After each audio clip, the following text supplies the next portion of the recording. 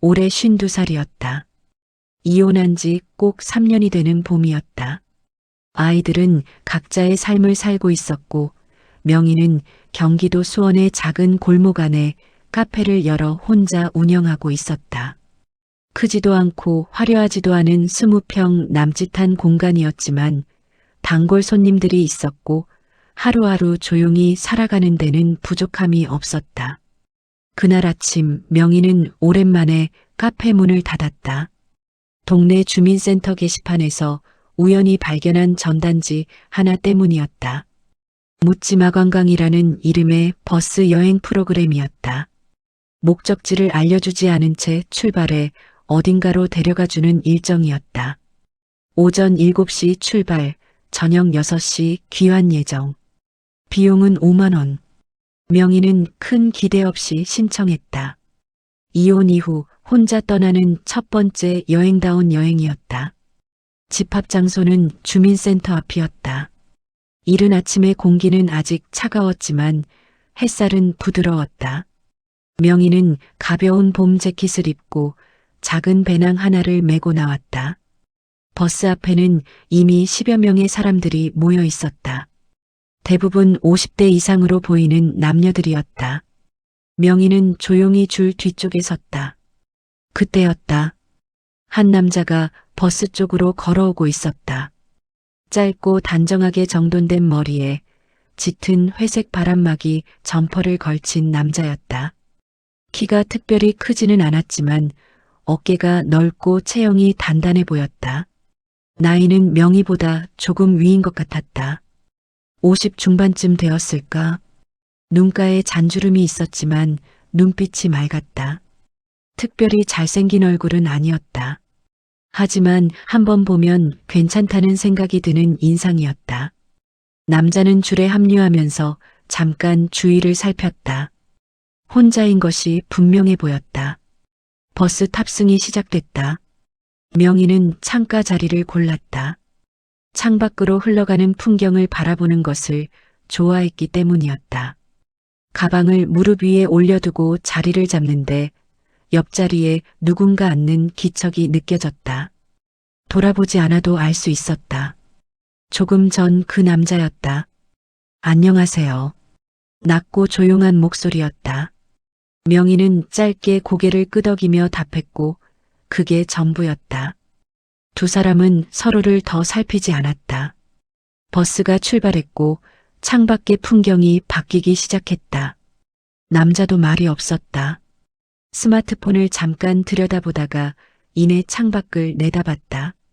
두 사람 사이에 말은 없었지만 어색하지 않은 적당한 거리가 있었다.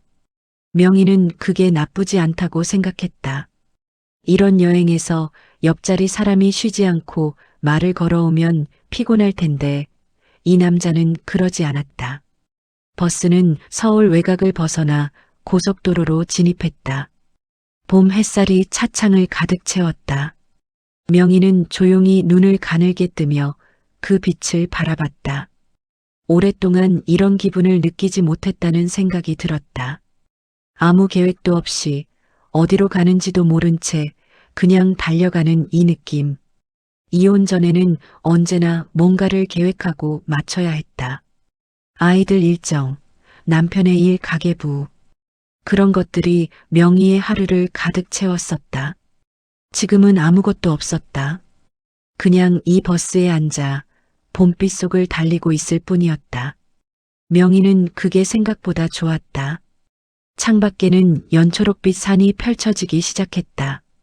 봄이 제대로 왔다는 걸 알 수 있는 색이었다. 명희는 작은 숨을 내쉬었다. 잘 왔다는 생각이 들었다. 어디로 가는지는 모르지만 지금 이 순간만큼은 충분히 좋았다. 버스가 달리는 동안 여행 인솔자가 마이크를 들고 간단한 안내를 시작했다. 목적지는 강원도 방향이라는 것만 알려줬다. 구체적인 장소는 도착할 때까지 비밀이라고 했다. 참가자들 사이에서 작은 웃음과 수군거림이 퍼졌다. 명희는 조용히 귀를 기울이다가 다시 창밖을 바라봤다. 옆자리의 남자도 인솔자의 안내를 듣고 있었다. 그가 살짝 고개를 끄덕이는 것이 시야 한쪽에 들어왔다. 주름진 손으로 무릎 위에 놓인 작은 등산 배낭의 끈을 만지작거리는 모습이 보였다. 손이 거칠었다. 오래 일을 해온 사람의 손이었다. 버스는 2시간 가까이 달렸다. 휴게소에 잠깐 들렀다.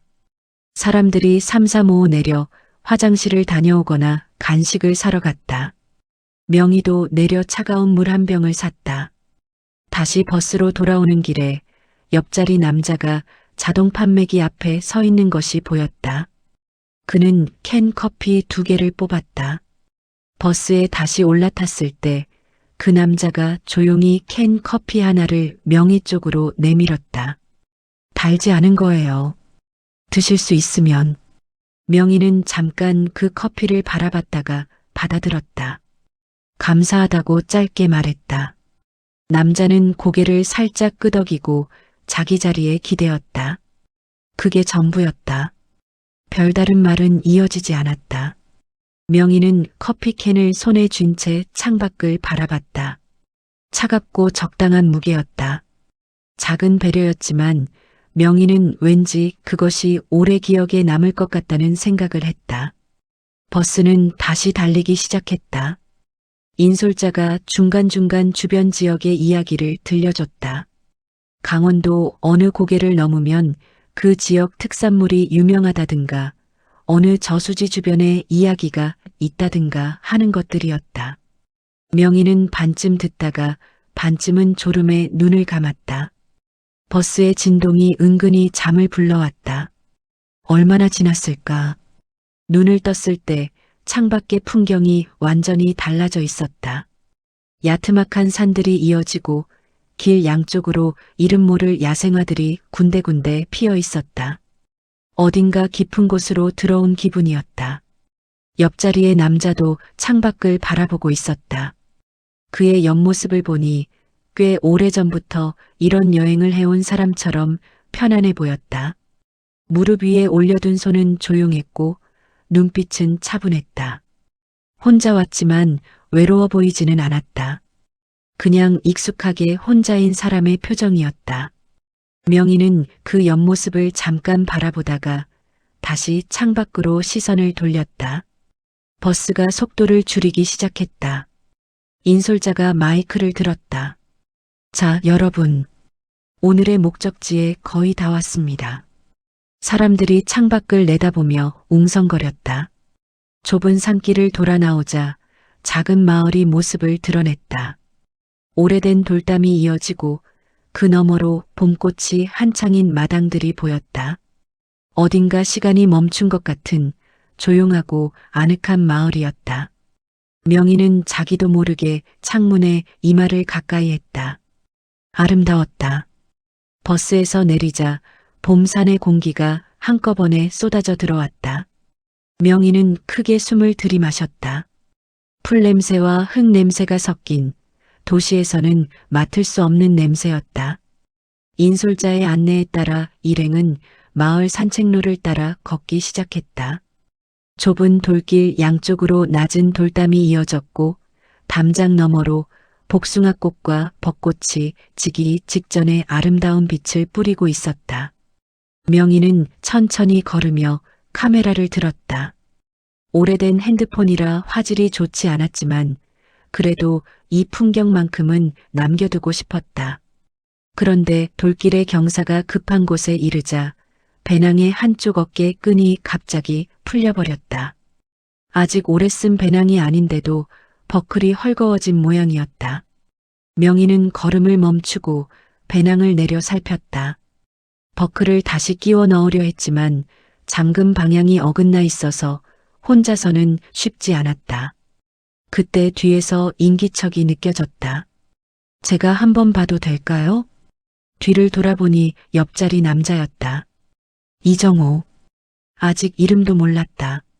명희는 잠깐 머뭇거리다가 배낭을 내밀었다. 그는 배낭을 받아들고 버클을 살폈다. 오래된 물건 다루듯 익숙한 손놀림이었다. 잠금 방향을 맞추고 2번 끼웠다 뺐다 하더니 깔끔하게 고정했다. 이제 괜찮을 거예요. 그가 배낭을 돌려줬다. 명희는 받아들고 등에 메어봤다. 끈이 단단히 고정됐다. 감사하다고 말했다. 그는 별거 아니라는 듯 짧게 고개를 끄덕이고 다시 걷기 시작했다. 명희도 따라 걸었다. 어느새 두 사람은 자연스럽게 나란히 걷는 형태가 됐다. 일행이 좁은 길에 띄엄띄엄 퍼져 있다 보니 두 사람이 비슷한 속도로 걷게 된 것이었다. 그렇다고 특별히 대화를 나누는 건 아니었다. 그냥 비슷한 걸음으로 걸을 뿐이었다. 마을 깊숙이 들어가자 작은 우물터가 나왔다. 인솔자가 여기서 잠깐 쉬어가겠다고 했다. 사람들이 삼삼오오 자리를 잡고 앉았다. 명희는 돌로 만든 낮은 담에 걸터 앉았다. 남자도 그 옆에 적당한 간격을 두고 섰다. 물을 한 모금 마시고 멀리 산을 바라봤다. 여기 처음이세요? 명희가 먼저 물었다. 자기도 모르게 나온 말이었다. 남자가 그쪽을 바라봤다. 네. 묻지마 관광은 처음이에요. 저도요. 그걸로 짧은 대화가 끝났다. 하지만 조금 전과는 다른 무언가가 생긴 것 같았다. 이름도 모르고 어디 사는지도 모르고 무슨 일을 하는지도 모르는 사람이었다. 그런데도 처음보다는 가까워진 느낌이었다. 바람이 불어오며 복숭아 꽃잎 몇 장이 날렸다. 명희는 그것을 바라봤다. 남자도 그것을 바라봤다. 두 사람의 시선이 같은 곳을 향하고 있었다. 그게 이상하지 않았다. 오후 햇살이 마을 전체를 부드럽게 물들이고 있었다. 산책이 끝나고 일행은 마을 안의 작은 식당으로 이동했다. 시골 할머니들이 운영하는 곳이었다. 긴 나무 탁자에 둘러앉아 막걸리와 전, 묵, 나물 반찬들이 차려졌다. 인솔자의 제안으로 자리를 정해 앉았는데 자연스럽게 명희와 이정호가 같은 탁자 맞은편에 앉게 됐다. 다른 참가자들은 서로 이야기를 나누며 빠르게 가까워지고 있었다. 명희는 조용히 반찬을 집으며 귀를 기울였다. 이런 자리에서 처음 본 사람들끼리 금방 친해지는 것이 신기하기도 했다. 이정호는 조용히 밥을 먹었다. 그래도 탁자에 반찬이 부족하면 먼저 보충하거나 가까운 사람에게 막걸리를 채워주는 것을 잊지 않았다. 말은 적었지만 주위를 잘 살피는 사람이었다. 어느 순간 두 사람 사이에 조용한 시간이 생겼다. 옆에 다른 사람들이 이야기에 몰두한 틈이었다. 이정호가 나물 한 가지를 명희 쪽으로 살짝 밀었다. 고사리 나물이었다. 명희가 그것을 바라봤다. 이거 맛있던데 드셔보세요. 짧은 말이었다. 명희는 젓가락으로 조금 집어 입에 넣었다.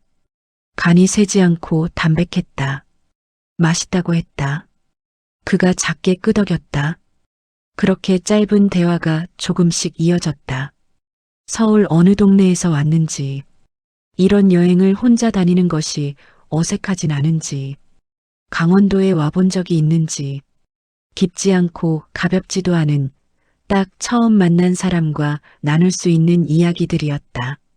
명희는 그 대화가 편안하다고 느꼈다. 억지로 맞추려 하거나 반응을 끌어내려 하지 않는 사람이었다. 이야기가 자연스럽게 흘러가다가 잠깐 멈추면 그 침묵도 괜찮았다. 오후의 햇빛이 식당 작은 창문으로 들어오고 있었다. 나무 탁자가 따뜻하게 빛났다. 명희는 막걸리를 한 모금 마시며 생각했다. 이렇게 아무 기대 없이 와서 좋은 풍경을 보고 맛있는 밥을 먹고 가벼운 이야기를 나누는 것. 이게 여행이라는 거겠구나 싶었다. 오래 잊고 있던 감각이었다.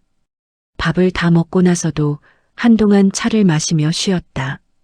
자리를 파하면서 사람들이 하나둘 자리에서 일어났다. 이정호도 일어서면서 명희에게 먼저 나가라는 듯 가볍게 손짓했다. 작은 배려였다. 명희는 가방을 들고 문 쪽으로 걸어가면서 이 사람이 어떤 사람일까 하는 생각을 처음으로 해봤다. 말이 많지 않고 튀지 않고 조용하지만 주위를 잘 살피는 사람.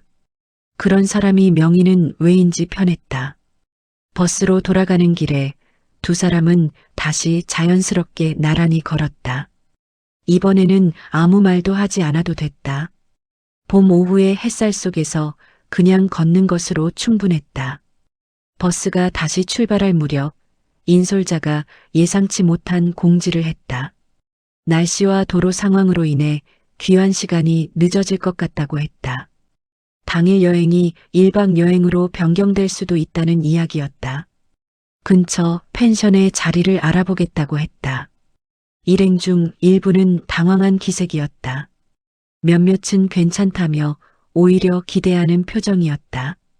명희는 창밖을 바라보며 잠깐 생각했다. 카페는 오늘 하루 문을 닫기로 했으니 상관없었다. 돌아갈 사람이 기다리는 것도 아니었다. 괜찮았다. 이정호도 특별히 당황한 기색 없이 인솔자의 안내를 듣고 있었다. 그가 핸드폰을 꺼내 무언가를 잠깐 확인하고 다시 내려놨다. 연락을 취해야 할 누군가가 있는 건지 아니면 그냥 시간을 확인한 건지 알 수 없었다. 펜션은 마을에서 조금 더 들어간 곳에 있었다. 작은 건물 두 채가 나란히 서 있는 아담한 숙소였다.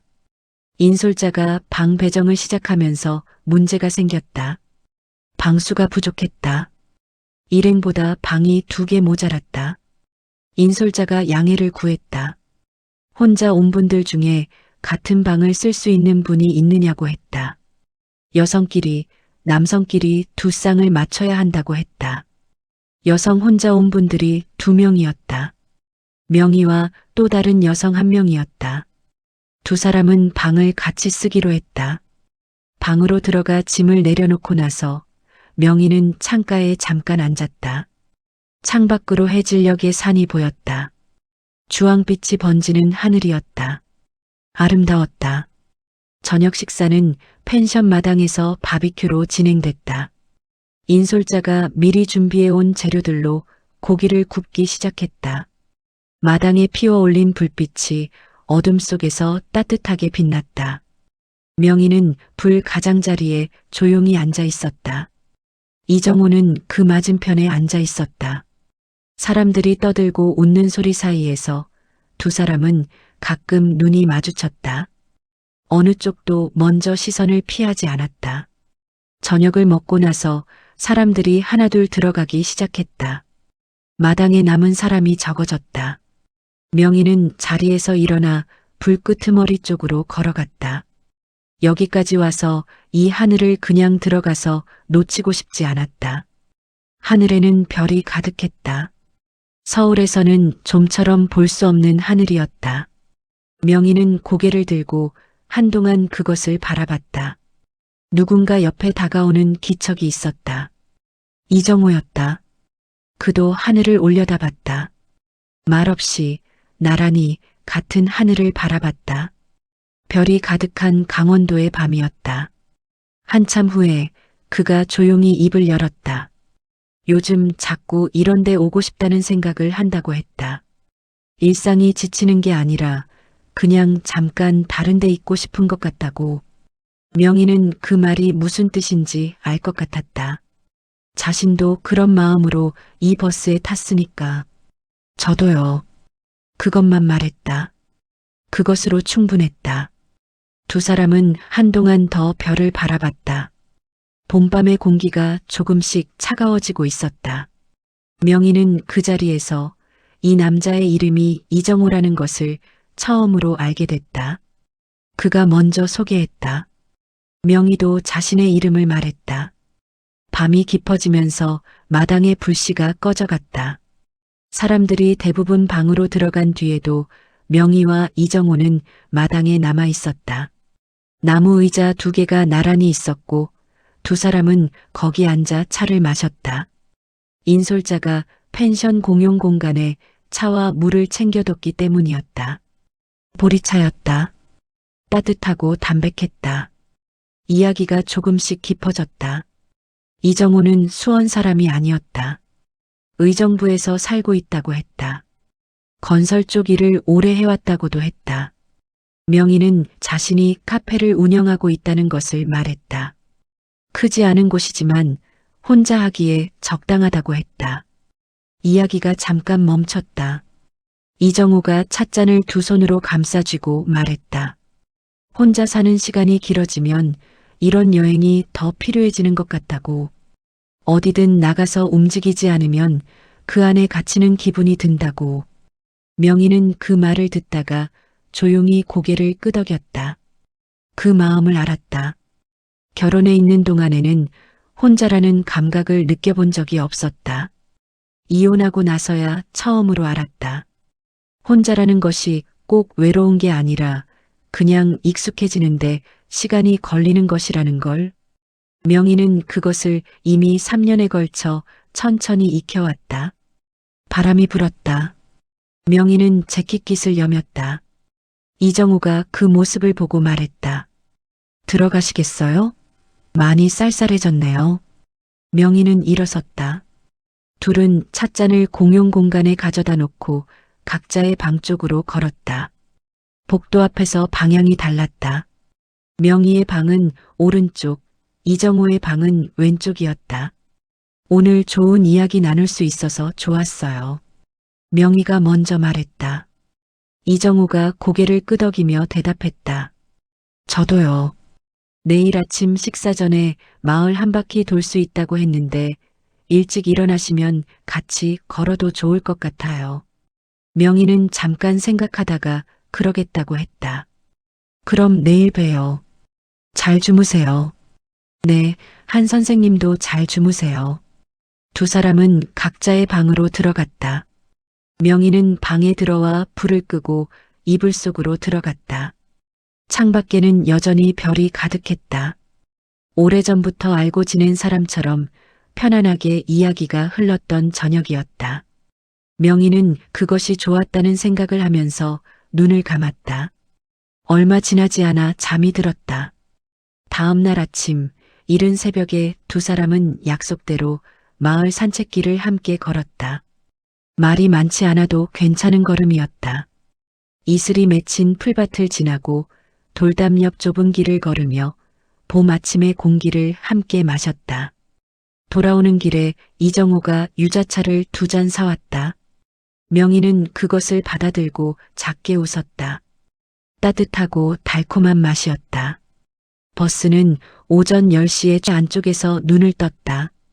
익숙한 천장이었는데 익숙하지 않은 기분이었다. 어젯밤의 기억이 파편처럼 밀려왔다. 빗소리, 그의 목소리, 그의 온기. 명희는 가만히 누운 채 잠시 눈을 감았다. 이정호는 이미 자리에서 일어나 있었다. 카페 한켠에서 핸드폰을 들여다보고 있었다. 명희가 일어나는 기척을 느꼈는지 돌아봤다. 그의 눈빛은 어젯밤과 달리 차분하게 가라앉아 있었다. 어색하지 않았지만 가볍지도 않았다. 명희가 먼저 화장실로 들어가 얼굴을 씻었다. 거울 속 자신의 얼굴을 바라봤다. 눈 아래 잔주름이 어젯밤보다 더 또렷하게 보이는 것 같았다. 명희는 찬물로 세수를 하고 나왔다. 이정우가 커피를 2잔 내리고 있었다. 카페 기계를 어제 명희가 알려준 대로 작동시키고 있었다. 명희는 그 모습을 잠깐 바라봤다. 두 사람은 카페 탁자에 마주 앉아 커피를 마셨다. 창밖으로 아침 햇살이 들어오고 있었다. 간밤의 빗속과는 전혀 다른 빛이었다. 봄 아침의 말끔한 햇살이었다. 한동안 말이 없었다. 명희가 먼저 입을 열었다. 어젯밤은 꿈만 같았어요. 이정우가 잠깐 커피잔을 바라보다가 고개를 끄덕였다. 저도요. 또 침묵이 흘렀다. 어색한 침묵이 아니라 두 사람 모두 그 무게를 천천히 가늠하고 있는 침묵이었다. 앞으로 어떻게 하죠? 명희가 물었다. 질책이 아니었다. 답을 요구하는 것도 아니었다. 그냥 두 사람 모두의 마음속에 있는 말을 소리로 꺼낸 것이었다. 이정우는 바로 답하지 않았다. 창밖을 잠깐 바라보다가 명희를 봤다. 모르겠어요. 그런데 그가 잠깐 멈췄다가 다시 말했다. 후회는 없어요. 명희는 그 말을 듣고 작게 숨을 내쉬었다. 자신도 그랬으니까. 복잡하고 얽혀있는 것이 많았지만 적어도 이 감정 자체를 후회하지는 않았다. 커피잔이 비워졌다. 이정우가 일어설 준비를 했다. 오늘 현장에 들러야 한다고 했다. 명희도 카페 문을 열어야 했다. 일상이 다시 기다리고 있었다. 그가 문 쪽으로 걸어가다가 멈췄다. 돌아봤다. 오늘 저녁에 연락해도 될까요? 명희는 잠깐 그를 바라봤다. 그리고 고개를 끄덕였다. 그가 카페 문을 열고 나갔다. 봄 아침의 빗속으로 걸어가는 그의 뒷모습을 명희는 문 앞에서 바라봤다. 복잡했다. 기뻤다. 두렵기도 했다. 명희는 카페 안으로 다시 들어와 오픈 준비를 시작했다. 기계를 닫고 의자를 정리하고 유리를 닦았다. 익숙한 동작들이었지만 오늘은 왠지 손이 조금 떨렸다. 창밖으로 골목에 사람들이 오가기 시작했다. 평범한 봄 아침이었다. 그런데 어젯밤 이후로 무언가가 달라진 것 같았다. 무엇이 달라졌는지는 아직 말할 수 없었다. 그러나 달라진 것은 분명했다. 봄이 깊어지는 동안 두 사람은 조용히 자주 만났다. 카페 문을 닫은 저녁, 이정우가 들르는 날이 생겼다. 수원에 일이 있는 날이면 자연스럽게 들렀다. 두 사람은 커피를 마시며 이야기를 나눴다. 그 이상을 바라지 않으면서도 그 이상을 이미 알고 있었다. 그러나 현실은 그 시간 바깥에서 기다리고 있었다. 명희의 딸이 먼저 눈치를 챘다. 어느 일요일 딸이 카페에 들렀다가 테이블 위에 놓인 머그잔 2개를 봤다. 명희 혼자 쓰기에는 하나가 더 있었다. 딸은 아무 말도 하지 않았지만 명희는 그 눈빛이 무슨 뜻인지 알고 있었다. 며칠 후 딸에게서 연락이 왔다. 엄마 나이에 새로운 관계를 시작하는 것이 어떤 의미인지 생각해 봤냐고 했다. 상처받을 수 있다고. 주변 사람들이 어떻게 볼지도 생각해야 한다고 했다. 목소리에는 걱정이 담겨 있었다. 명희는 그 걱정이 나쁘지 않다는 걸 알면서도 가슴 어딘가가 답답해지는 것을 느꼈다. 이정우 쪽도 쉽지 않았다. 아내와 별거 중이라고 했지만 법적으로 이혼이 정리된 것이 아니었다. 아직 서류상으로 부부였다. 자녀들이 알게 될 경우 갈등이 생길 수 있었다. 이정우는 그 이야기를 명희에게 솔직하게 했다. 자신의 상황을 숨기지 않았다. 하지만 그 말을 듣는 명희의 마음이 조용히 무거워졌다. 사람들의 시선이라는 것도 있었다. 50대 여자가 별거 중인 남자와 만난다는 것. 주변 사람들이 어떻게 볼지. 카페 단골 손님들이, 같은 골목 사람들이 그 이야기를 듣게 되면 명희는 혼자 사는 3년 동안 겨우 안정시켜온 삶이 다시 흔들릴 수 있다는 것을 알고 있었다. 어느 날 저녁 이정우가 카페에 왔다. 평소보다 말이 더 없었다. 커피를 마시면서 오랫동안 창밖을 바라봤다. 명희도 그 옆에서 말을 아꼈다. 두 사람 모두 같은 것을 생각하고 있다는 걸 알고 있었다. 이정우가 먼저 입을 열었다. 이대로는 안 될 것 같아요. 명희는 그 말에 바로 고개를 들었다. 그가 계속했다. 지금 상황이 명희 씨한테 불공평해요. 내가 정리가 안 된 채로 이러면. 명희는 가만히 들었다. 주변 사람들이 알게 되면 어떡하죠? 명희도 자신의 마음속에 있던 말을 꺼냈다. 두 사람 사이에 무거운 공기가 흘렀다. 쉽지 않았다. 감정은 분명히 있는데 그 감정이 놓여있는 현실이 녹록지 않았다. 50이 넘은 나이에 새로 시작한다는 것이 얼마나 어려운 일인지 두 사람은 이미 잘 알고 있었다. 이정우가 말했다. 시간을 두고 생각해보죠. 명희는 고개를 끄덕였다. 그날 이정우가 카페를 나선 뒤 명희는 오랫동안 빈 카페 안에 앉아 있었다. 창밖에는 봄이 가고 있었다. 새잎이 짙어지고 꽃이 지고 있었다. 명희는 그 풍경을 바라보며 생각했다. 감정은 거짓말을 하지 않는다. 그러나 감정만으로 사는 나이도 지나 있었다. 무엇이 맞는 선택인지 아직 알 수 없었다. 여름이 오고 있었다. 두 사람이 잠시 거리를 뒀던 시간이 한 달쯤 됐다. 이정호의 연락이 뜸해졌고 명희도 먼저 연락하지 않았다. 각자의 자리에서 생각을 정리하는 시간이었다. 명희는 그 한 달 동안 많은 것을 생각했다. 이혼 이후 3년을 혼자 지내면서 겨우 찾은 안정이었다. 그 안정을 다시 흔들 자신이 있는지, 주변의 시선을 감당할 수 있는지, 무엇보다 상대방의 상황이 정리되지 않은 채 계속 기다릴 수 있는지. 그러나 한편으로는 이런 생각도 했다. 52살이었다. 앞으로 얼마나 더 많은 시간이 있을지 몰랐다. 그 시간 동안 감정을 다 접어두고 사는 것이 과연 올바른 선택인지, 조심스럽고 완벽한 상황이 갖춰질 때까지 기다리다가 아무것도 하지 못하는 것이 더 후회스럽지 않을까. 명희는 답을 찾지 못한 채 하루하루를 보냈다. 그러다 어느 저녁 카페 문을 닫을 시간이 됐을 때 이정호에게서 연락이 왔다. 근처에 있는데 잠깐 얼굴 볼 수 있겠냐고 했다. 명희는 카페 불을 그대로 두고 기다렸다. 그가 들어왔다. 한 달 만에 보는 얼굴이었다. 조금 야윈 것 같았다. 그도 편하지 않은 시간을 보낸 것이 얼굴에 보였다. 이정우가 자리에 앉으며 말했다. 아내와 이혼 서류를 접수했다고 했다. 오래 미뤄뒀던 일인데 이제 정리하기로 했다고. 아직 법적으로 마무리까지는 시간이 걸리겠지만 그 과정을 시작했다고 했다.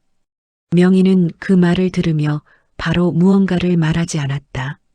명희 씨가 기다려줄 필요는 없어요. 이정우가 덧붙였다. 다만 나는 이 감정을 그냥 없던 걸로 하고 싶지 않아서 그 말만 하고 싶었어요. 명희는 창밖을 바라봤다. 여름 저녁의 골목에 사람들이 오가고 있었다. 평범한 동네의 평범한 저녁이었다. 명희가 입을 열었다. 저도요. 이정우가 명희를 바라봤다. 나도 없던 걸로 하고 싶지 않아요. 어떻게 될지 모르지만 조금 더 봐도 될 것 같아요. 두 사람 사이에 조용한 시간이 흘렀다. 무거운 침묵이 아니었다. 많은 것을 말한 것 같은 고요함이었다. 이정우가 손을 탁자 위에 올려놨다. 명희는 그 손 위에 자신의 손을 겹쳤다. 잠깐이었다. 그리고 각자 손을 걷었다. 그것으로 충분했다. 명희는 커피를 내렸다. 이정우는 조용히 그것을 받아 마셨다. 두 사람은 이야기를 나눴다. 지난 한 달 동안 있었던 일들, 카페에 새 손님이 생겼다는 이야기, 이정우의 현장 일이 마무리됐다는 이야기, 평범한 이야기들이었다. 그런데 그 평범함이 명희는 좋았다. 특별한 약속을 한 것도 아니었다. 확실한 미래를 그린 것도 아니었다. 그러나 두 사람은 서로를 향한 마음을 접지 않기로 했다. 그것만으로도 지금 이 순간은 충분했다. 여름 저녁의 골목에 바람이 불었다. 오늘도 늦은 시간까지 함께 해주셔서 진심으로 감사합니다. 지금 이 순간에도 어딘가에서 조용히 제 이야기를 듣고 계신 여러분 덕분에 저도 하루를 버틸 힘을 얻고 있습니다. 편하게 들으셨다면 구독과 좋아요 한번 부탁드립니다. 여러분의 작은 응원이 큰 힘이 됩니다. 항상 여러분 가정에 건강과 행운이 함께 하시길 바랍니다. 오늘 밤도 편안한 밤 되세요.